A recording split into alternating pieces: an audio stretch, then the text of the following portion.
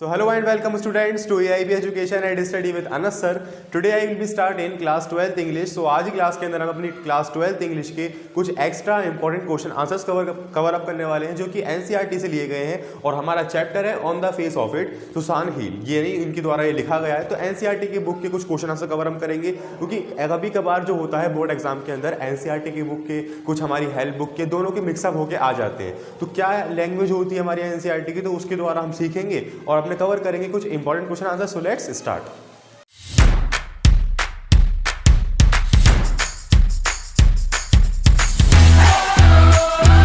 चलिए स्टूडेंट शुरू करते हैं अपने क्वेश्चन को। तो देखिए हमारे पास पहला क्वेश्चन आता है, do you think all this will change dairies attitude towards mister lamb. यानी कि इसमें क्वेश्चन में हमसे साफ साफ ये नजर आ रहा है कि ये पूछ रखा है कि डेरी का जो एटीट्यूड है यानी कि उसको सोचने का तरीका है दुनिया की नज़र से लोगों के ऊपर, तो वो मिस्टर लैम्ब की तरफ चेंज हुआ या नहीं। तो देखिए अगर आप इसका इजी मतलब भी निकालें तो अगर आप किसी को देखोगे जो डिफरेंटली एबल्ड पर्सन होते हैं या किसी के पास किसी चीज़ की कमी होती है, किसी के पास हाथ नहीं है, पैर नहीं है या कुछ भी खराबी है, तो हम उसकी तरफ अपनी सहानुभूति दिखाते हैं, या तो कोई हेल्प करने की कोशिश करेंगे या फिर अपनी तरफ उनको हम मतलब काफ़ी ज़्यादा क्या करेंगे, इस तरह रिस्पेक्ट टाइप की देंगे जो कि औरों से अदर हम उनको ट्रीट करना शुरू करेंगे। तो ये अपनी तरफ से तो हम क्या कर रहे हैं, काफ़ी अच्छा काम कर रहे हैं कि यार हाँ वो डिफरेंटली एबल्ड है, उसकी हेल्प की जानी चाहिए या फिर अपनी सहानुभूति दिखानी चाहिए।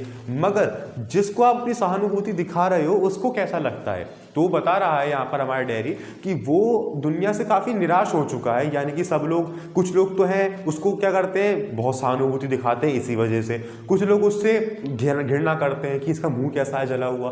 तो यहाँ पे बता रखा है कि अब जो डेरी है ना उसके माइंड में सिर्फ और सिर्फ नेगेटिविटी भर चुकी है दुनिया को लेकर कि हर एक चीज़ बेकार है, मेरे अंदर ये कमी है, इस वजह से मैं ऐसा हूँ, मुझे कोई प्यार नहीं कर सकता, मेरी माँ के सिवा मुझे कोई प्यार नहीं करेगा। तो ये सब चीज़ें वो थिंकिंग कर रहा है। अब वो क्या कर रहा है, मिस्टर लैम्ब के गार्डन में आ गया। तो उसका चेंज कैसे हुआ माइंडसेट, वो ऐसे कि जो मिस्टर लैम्ब थे उन्होंने उसको बिल्कुल ऐसे ही ट्रीट किया जैसे हम अपने अलग लोगों को ट्रीट करते हैं। जैसे कि अगर आप हमारे जैसे कोई बंदा आ जाएगा सामने तो हम उससे नॉर्मली बात करेंगे, ठीक है, जिस तरीके से वो हमसे बात कर रहा है वैसे हम उससे बात करेंगे। तो यही सेम तरीका अपनाया मिस्टर लैम्ब ने। मिस्टर लैम्ब ने कोई सहानुभूति नहीं दिखाई, कोई भी अलग से कोई मतलब रिस्पेक्ट टाइप की नहीं की, अपनी नॉर्मली जैसे हम सबसे बात करते हैं वैसे उससे करी। तो ये उसे चेंज लगा कि यार ये तो थोड़ा अलग हो गया। तो यहाँ पे हमारा ओवरऑल क्वेश्चन इसी के ऊपर बना हुआ है। कुछ दो चार हमारे इंपॉर्टेंट वर्ड्स हैं जो कि हमें याद रखने हैं, जैसे कि रेडिक्यूल यानी कि उपहास और पेसिमिस्टिक यानी निराशावादी। तो dairy burn face made him the centre of ridicule, यानी कि डेरी का जो जला हुआ फेस था वो उसके लिए उपहास था, ठीक है। Although people sympathised with him it was a never heartfelt one, यानी कि पीपल क्या कर रहे हैं उसकी तरफ अपना सहानुभूति दिखा रहे हैं या फिर अपना अलग विचार रख रहे हैं, तो ये सब उसे अच्छा नहीं लगता था। और this resulted in is pessimistic, यानी कि इसका रिजल्ट क्या हुआ, वो काफ़ी निराश हो गया था पूरी दुनिया से, दुनिया के सभी लोगों से, ठीक है। यहाँ तक आ गए approach towards life.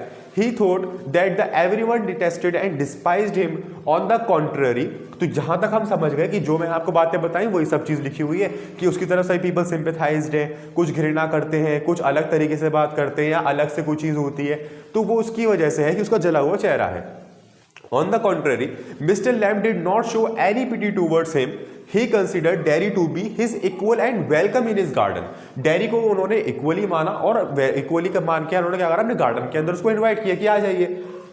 He helped the boy to love and live happily without any contact for his horn self, और साथ में उन्होंने उसको समझाया भी कि जो तुम्हारे माइंड में नेगेटिविटी है इसको निकालो, क्योंकि जो हम सोचते हैं 24 घंटे जो भी हम सोचते हैं वो अल्टीमेटली होता है। तो इसीलिए उन्होंने समझाया कि हमें हमेशा पॉजिटिवली सोचना चाहिए, जो अंदर हमारे कमी भी है वो भी कमी हट जाएगी अगर हम हमेशा पॉजिटिवली सोचेंगे। और जब हम अपने आप पे ध्यान देंगे, लोगों की बातों पर नहीं ध्यान देंगे, तो क्या होगा, हमारी लाइफ ईजी हो जाएगी। तो उन्होंने बताया कि तुम अपने बारे में जो सोचते हो कि मेरा जला हुआ चेहरा है, मेरे जले हुए चेहरे के कारण लोग मुझे डिफरेंटली एबल की तरह ट्रीट करते हैं, तो वो सब मत सोचा करो, तुम अपने आप पे ध्यान दो। तो वो सब चीज़ उन्होंने सिखाई ताकि वो अपने माइंड के अंदर नेगेटिविटी के पार्ट को लीड कर सके एंड अल्टीमेटली क्या कर सके, पॉजिटिविटी ला सके। तो वो सब चीज़ उन्होंने समझाई। For his own self, Derry had initially considered the old man to be like other, but he gradually starting respecting and liking his for what he said. तो यानी कि अब क्या हुआ, पहले तो जो हमारा डेयरी था वो मिस्टर लैम को बिल्कुल दूसरों की तरह मान रहा था कि यार ये ऐसे हैं कि सभी की तरह मुझे ऐसे ट्रीट करेंगे, या फिर डेयरी ने बहुत सारी अपनी बातें बताई कि एक बार मैं बस में चढ़ा था और ऐसे ऐसे दो लेडीज़ ने मुझसे कहा कि इसका चेहरा देखो कितना डरावना है, तो वो सब जिन्होंने बातें बताई उसे। तो जब धीरे धीरे करके डेयरी ने देखा कि मिस्टर लैम औरों से अलग है, वो औरों की तरह नहीं सोचते, औरों की तरह बातें नहीं करते, जो उनका बात करने का लहजा है वो सब चीज़ अलग है, बिल्कुल ही डिफरेंट है। तो अब क्या हुआ, डेयरी जो है वो मतलब उनकी तरफ खिंचा जाने लगा, यानी कि उनके साथ क्या हुआ ना, बॉन्ड बनना शुरू हो गया और फिर डेयरी ने उनसे बातचीत शुरू कर दी अपनी बढ़िया तरीके से। तो ओवरऑल जितना क्वेश्चन में पूछा जाए उतना ही बताया जाना चाहिए।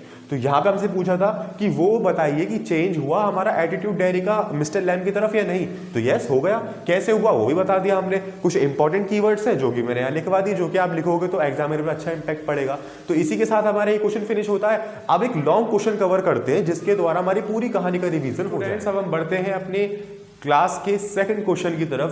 जो सेकंड क्वेश्चन हमसे क्या पूछ रहा है कि in which section of the play does Mr Lamb display sign of loneliness and the disappointment. यानी कि अगर आप इस कहानी को पूरे को पढ़ें तो इस प्ले के अंदर हमें कहीं ना कहीं ये तो पता है कि जो मिस्टर लैम है काफी बढ़िया पर्सन है, काफी पॉजिटिविटी सोचते हैं, अपनी लाइफ के बारे में कभी नेगेटिविटी नहीं सोचते या जो कुछ भी है, यानी काफी अच्छे हैं, मगर वो कहीं ना कहीं अकेले हैं। तो इस अकेलेपन को आपको बताना है कि किस तरीके से वो डिसअपॉइंट है। नेक्स्ट, वो तरीके भी बता दीजिए कि जिससे मिस्टर लैम अपने इस अकेलेपन को दूर करते हैं, यानी कि इस फीलिंग से ओवरकम करते हैं। तो स्टूडेंट्स, आप इस प्ले को अगर ध्यान से पढ़ोगे तो आपको समझ में आएगा कि हाँ हकीकत में मिस्टर लैम अकेले हैं। कैसे? क्योंकि वो बहुत लंबे समय से सुनते हुए आ रहे हैं जो हमारे बीज होती हैं उनकी आवाज़। अब इसका मतलब क्या है, देखिए, he listen, the old man says that having heard the bees for a long time, he know that the sing not a buzz. It is only that despite her perception was different from other, but also illustrate that he was lonely and that did not have anyone to be with. तो यानी कि बता रखा है कि वो काफी लंबे समय से हमारी बीज की जो आवाज हो रही है वो सुनते हुए आ रहे हैं। अब जो वो सुनते हैं तो काफी शांति से सुनते हैं, और उन्होंने कहा है कि ये जो हमारी बीज है ना, ये तो कोई ना तो कोई गाना गा रही, ना ही ये बज कर रही, ना ये शोर मचा रही, इनके अपने अंदर की भावना है, अपने अंदर बातचीत करने का तरीका है एक दूसरे से, तो काफी ध्यान से वो सुनते हैं उनकी आवाजें, उनकी जिनिन जिनिन। ठीक है, अब आप स्टूडेंट खुद ही देखिए कि यहाँ पर अगर कोई भी पर्सन किसी भी चीज को बहुत ध्यान से कर रहा है तो उसका मतलब क्या है, वो अकेला है या फिर वो उस काम के अंदर मुब्तला है। तो यानी बता रखा है कि एक एविडेंस तो हमें यहाँ यही मिल गया कि जो बीस की आवाज़ को इतनी ध्यान से सुन रहा है वो अकेला ही होगा, क्योंकि उसके साथ कोई भी नहीं है, उसकी सुनने वाला कोई नहीं है, ना अपनी कोई सुनाने वाला कोई है, क्योंकि उसके गार्डन में बहुत कमी से लोग आते हैं, बच्चे आ जाते हैं बस। ठीक है, तो यहाँ बता रखा है पहला एक्सट्रैक्ट तो हमें यहाँ मिल गया। दूसरा एक्सट्रैक्ट हमें यहाँ पे ऐसे मिल जाएगा अपनी कहानी के अंदर कि जो मिस्टर लैम है वो पूरे दिन सूरज के आगे पड़े रहते हैं, यानी कि अपने सूरज के आगे लेटे रहते हैं, बुक्स को रीड करते रहते हैं। उन्होंने कहा है कि इस दुनिया में सबसे सच्चा दोस्त जो है वो है हमारी बुक्स है। तो बुक्स को वो पढ़ते रहते हैं। अल्टीमेटली उन्होंने ये भी कहा है कि मेरा काश खाली हाउस बुकों से भर जाए या फिर बुकों से भरा हुआ है। तो ये बता रखा है उन्होंने, उनके घर के अंदर कोई नहीं रहता, वो अकेले रहते हैं, वो और उनकी किताबें। तो ये हमारे कुछ पॉइंट्स हैं जिससे मिस्टर लैम अपने अकेलेपन को डिस्क्राइब कर रहे हैं। अब बात करते हैं अपने आंसर की।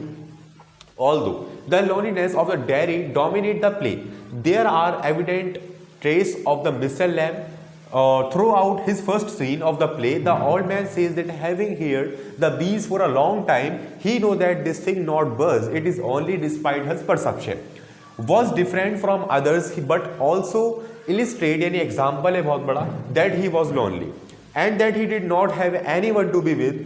Another evidence of his loneliness is the fact of the whole day is sat in the sun and read books. This proves that books were his only true friends. He says that his empty house. Friends, हमने answer में अपने देख लिया कि वो क्या करते हैं, जो बीज होती हैं उनकी आवाज़ों को काफ़ी ध्यान से सुन रहे हैं, ये पहला पॉइंट निकल गया। दूसरा, वो पूरे दिन सूरज के सामने लेटे रहते हैं, बुक्स पढ़ते रहते हैं, ये दूसरा पॉइंट निकल गया। अब तीसरा पॉइंट ये आता है कि वो अपने आप के अंदर मटर्स करते रहते हैं। मटर्स यानी कि बड़बड़ाते रहते हैं।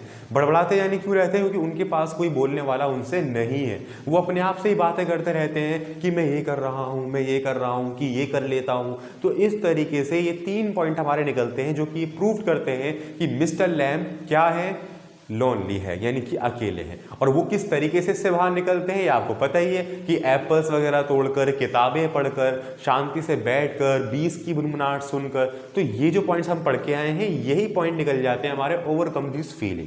ठीक है, फिर भी हम पढ़ लेते हैं एक बार कि by the end of his scene it become even clear that he is lonely and sad when he mutters to himself. अब क्लियर हो गया भाई हमारे कि जो हमारे मिस्टर लैम है वो बिल्कुल अकेले हैं इस कहानी के अंदर। क्यों? क्योंकि वो क्या कर रहे हैं, मटर्स कर रहे हैं, यानी कि अपने आप के अंदर ही बड़बड़ाते रहते हैं।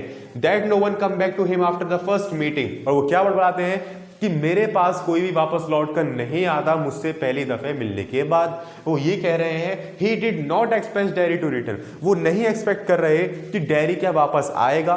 क्यों वापस, वो क्यों एक्सेप्ट कर रहे हैं? क्योंकि जो डैरी है वो उनसे बात करते करते कहता है कि आप यहीं पर रुकिए, मैं आपके पास वापस आता हूं, पहले मैं अपनी अम्मी को बताया हूं कि मैं यहां पर बैठा हूं। नहीं तो वो चिंता कर रहे होंगे कि मेरा लड़का कहां गया। इस तरीके से तो डैरी एक्सेप्ट कर रहे हैं कि आप रुक जाइए, कि मेरे पास रुक जाइए, क्योंकि आप, मुझे पता है कि आप वापस नहीं आएंगे। वो पूरे श्योर हैं, ठीक है, क्योंकि वो यही कह रहे हैं कि मेरे पास मुझसे पहली बार मिलने के बाद कोई वापस नहीं आता। ठीक है, he was so sure that dairy would not return. वो बिल्कुल ही श्योर है कि डैरी रिटर्न नहीं होगा। That he was climb the ladder to collect all the apple himself. Although Daddy was offered to help him after the informing his mother, उन्होंने कहा कि तुम चले जाओगे, तुम वापस नहीं आओगे, मुझे एप्पल खुद तोड़ने पड़ेंगे, मैं जेली फिर बनाऊंगा उनकी, आप तोड़ दीजिए। तो ऑल्दो जो हमारा डैडी है वो ये कहता है कि नहीं नहीं मैं तोड़ूंगा आपके एप्पल, मैं हेल्प करूंगा आपकी, बट पहले अपनी अम्मी को बताने के बाद, पहले अपनी अम्मी को बताया हूं कि मैं यहाँ पर आया हुआ हूँ। अब क्या होता है कि वो जैसे सोच श्योर थे पूरे कि हमारा जो डैरी है वो वापस नहीं लौट कर आएगा, अगर वो चला गया तो वो ऐसा झूठ हो जाता है। कैसे? यानी कि वो जाता है अपने घर पे, उसकी अम्मी बहुत रोकती है उसे कि नहीं तुम मिस्टर लैम के बाद वापस नहीं जाओगे, तुम ये नहीं करोगे, तुम ये नहीं करोगे, बहुत सब बोलती है। मगर डैरी क्या कहता है कि जो फीलिंग मुझे मिस्टर लैम के साथ बैठने पर मिली है वो आज तक मुझे कभी फील ही नहीं हुआ। जो मैंने आज तक अपनी जिंदगी के अंदर नेगेटिविटी सोची वो मैंने आज तक वहां पर बैठने के बाद मुझे ये फील नहीं हुई कि मेरे अंदर कोई कमी है। मुझे उनसे इतनी सारी पॉजिटिविटी मिली, इतनी सारी पॉजिटिविटी मिली कि मुझे अपने अंदर कोई खराबी ही नहीं लग रही। तो वो कह रहे हैं कि जो फीलिंग मुझे उनसे मिली वो मुझे आज तक किसी से नहीं मिली, मैं तो वापस जाऊंगा। तो अदरवाइज वो वापस जाता भी है मगर काफी लेट हो चुके होता है, क्योंकि जो मिस्टर लैम है वो खुद एप्पल तोड़ने के लिए चढ़ते हैं सीढ़ी पे और वहां से गिरते हैं और गिरते के साथ ही उनकी डेथ हो जाती है। और यहीं पर आपकी कहानी फिनिश। तो इसी के साथ हमारे इस क्वेश्चन के द्वारा और पहले वाले क्वेश्चन के द्वारा ओवरऑल कहानी फिनिश हो गई। इंपॉर्टेंट क्वेश्चन आंसर भी कवर हो गए, रिवीजन भी हो गई, एक तरह से वन शॉट भी हो गया। तो देखिए स्टूडेंट, जो हम क्वेश्चन आंसर करते हुए आ रहे हैं ना, आप संडे 1-1.5 घंटे का समय निकाल लीजिए, आपका कवर हो जाएगा। ठीक है, तो हमारे जो इंग्लिश का 2 चैप्टर था हमारा on the face of it यहाँ पे फिनिश होता है। अब इस क्वेश्चन के अंदर हमें कुछ यहाँ पे कुछ इंपॉर्टेंट वर्ड्स देखने को मिले थे, उनको पढ़ लेते हैं। परसेप्शन यानी कि धारणा, इलस्ट्रेट यानी कि उदाहरण, मटर्स यानी कि बड़बड़ाना, एंड देन आयरनोक्ली का विडम्बना, यानी कि विडम्बना से वो पेड़ एप्पल तोड़ने के लिए चल पड़े थे। अब ये कुछ क्वेश्चन है जो कि आपको होमवर्क से करने, कुछ क्या है, एक ही है बस, कि what is that draws Derry towards mister Lamb in spite of himself. यानी कि वह क्या है जो डैरी को ना चाहते हुए भी मिस्टर लैम की तरफ आकर्षित किया या फिर करता है।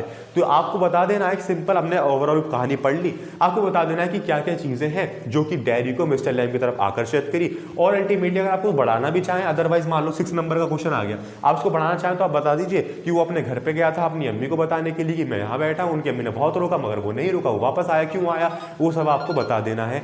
इसी तरीके से आपको बताकर वो मुझे कमेंट बॉक्स के अंदर ही बताना है कि किस तरीके से क्या चीज हुई थी। तो मिलते हैं नेक्स्ट क्लास के अंदर और कवर अप करेंगे अपने नेक्स्ट क्लास के अंदर और भी ज्यादा इंपॉर्टेंट क्वेश्चन आंसर्स। अदरवाइज अगर आपको किसी क्वेश्चन के अंदर कोई डाउट आ रहा हो तो वो मुझे बताएं, किस चैप्टर को समझ में ना आया हो तो वो मुझे बताएं, मैं उसको पूरा करने की, क्लियर करने की पूरी कोशिश करूंगा। आई होप आप ये क्वेश्चन कर पाएंगे, और अगर आप कर लें तो आप मुझे कमेंट बॉक्स के अंदर ही बता सकते हैं और इजीली इंस्टाग्राम पर ही भेज सकते हैं। मिलते हैं नेक्स्ट क्लास के अंदर। Thank you.